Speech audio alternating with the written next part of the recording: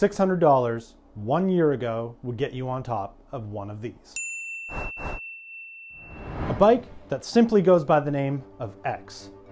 Designed, manufactured, assembled, and sold by a 2014 startup called Poseidon.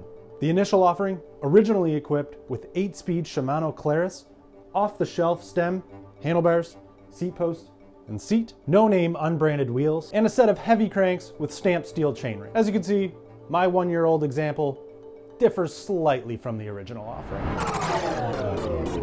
Now I can hear you saying, what is the point of reviewing a bike after a year if you've changed everything out on it already? And typically I would agree with that sentiment, but if you take into account Poseidon's frame-first philosophy, well, it all kind of starts to make sense. See, Shimano already has a lifetime of proven track record. There's nothing to prove there. If I came back a year later saying that the Shimano Claris drivetrain that was on this was still working flawlessly, there'd be no surprises. Handlebars, stems, and seats, well, those are very specific to the owners of the bike.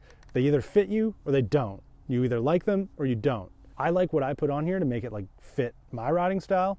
It's gonna be different for everybody. So it's really hard to spend any time trying to review anything subjective like that. The seat post that was on this bike had 2 bolts. It very much did its job the way it should have. Wheels and tires, I think there's very much a consumer understanding that this is a spot where all bike companies cut costs. Putting a really nice set of tires on a bike new can kind of be a sin if the bike sits for too long and they go bad. So you don't want to put anything on too nice right away because you don't want them to go to waste. Wheels are expensive, so you just put something on that gets a person rolling. At the end of the day, there's only one piece left that needs to bear the burden of convincing everyone that it's worth their while. And that's the frame set alone. And for Poseidon, being a relatively small, unknown company, I believe there's 2 steps they need to take to achieve that. Number 1 is durability. The first thing that any new consumer that's going to be considering any new product is going to wonder is it going to last? And without a whole lot of history for Poseidon, well, that becomes a little bit difficult to communicate. So what does a new company do? Definitely doesn't involve a failed, elaborate plan for hitting dirt jumps on January 4th when everything is thawing and very, very muddy, but much less specifically, send it to a bunch of YouTubers to prove it for you.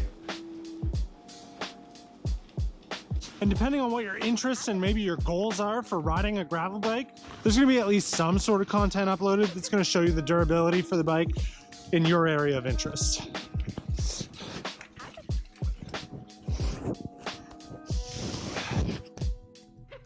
Now, one area of contempt that I have for a lot of bike reviewers is kind of their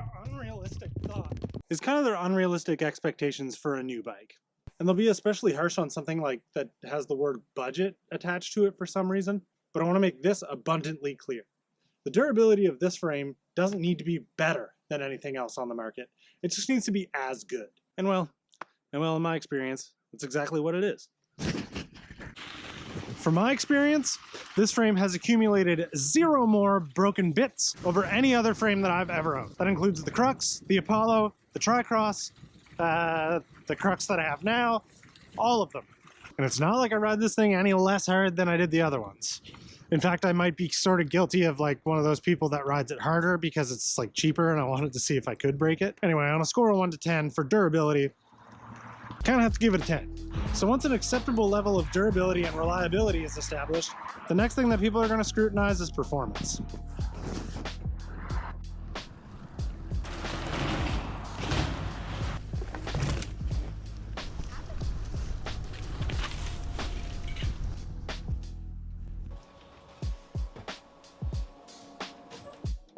Now, the metrics for scoring the performance of a bike are extensive.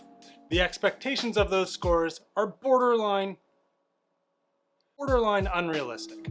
But let us discuss some of the key metrics of this frame set.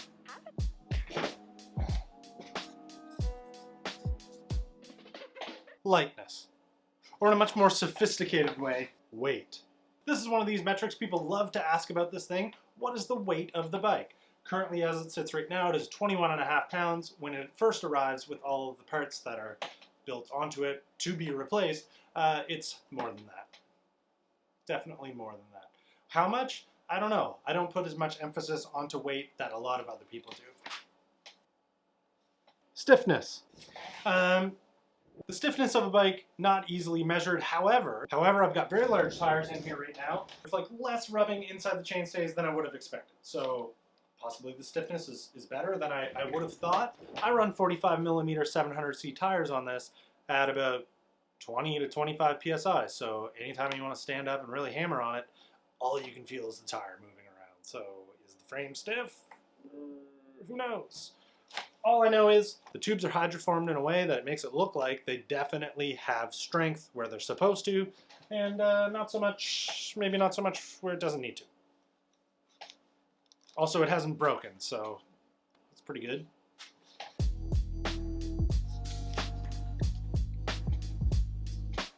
Compliance.